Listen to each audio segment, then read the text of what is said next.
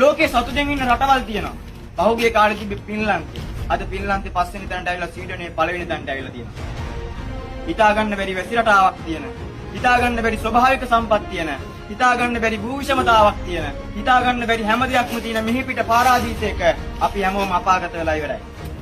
හැබැයි අවුරුද්දෙන් මාස 8ක් හිමෙන් යට වෙන ශාක විවිධත්වයේ වර්ග කිලෝමීටර 4ක් වෙච්ච ලොකුම සතහන් අරියෙක් වෙච්ච රටක් අද ලෝකයේ සතුටින් ඉන්නවා. හැබැයි රට ලිබරල්. හිඟන්න පවා රජයට බදු ගෙවන්න ඕනේ.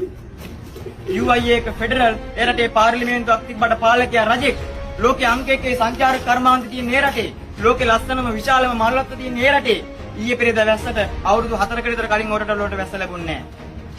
රටේ පාලකයා රජෙක්ද අගමැති කෙනෙක්ද කියන එක නෙමෙයි වැදගත් වෙන්නේ. මිනිස්සුන්ගේ දුක වේදනාව හඳුනනවාද නැද්ද කියන එකයි වැදගත් වෙන්නේ.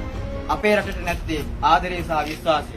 රටේ නායකයන්ට නැත්තේ ආදරය සහ විශ්වාසය. අනුකම්පාව තියෙන මිනිස්සු ඕන තරම් ඉන්නවා. අනුකම්පාවට ටකරන් කැලි දෙන සමෘද්ධිය දෙන මිනිස්සු ඕන තරම් ඉන්නවා. හැබැයි කරුණාව නැහැ. හිම කඳු කඩාගෙන වැටෙන, භූමිකම්පා ඇති වෙන, ගිනි කඳු පුපුරන, කාන්තාර වලින් පිච්චෙන රටවල් ලෝකයේ ශීඝ්‍රයෙන් සංවර්ධනය වෙද්දී අපි තාමත් ලෝකයේ එකම තැන.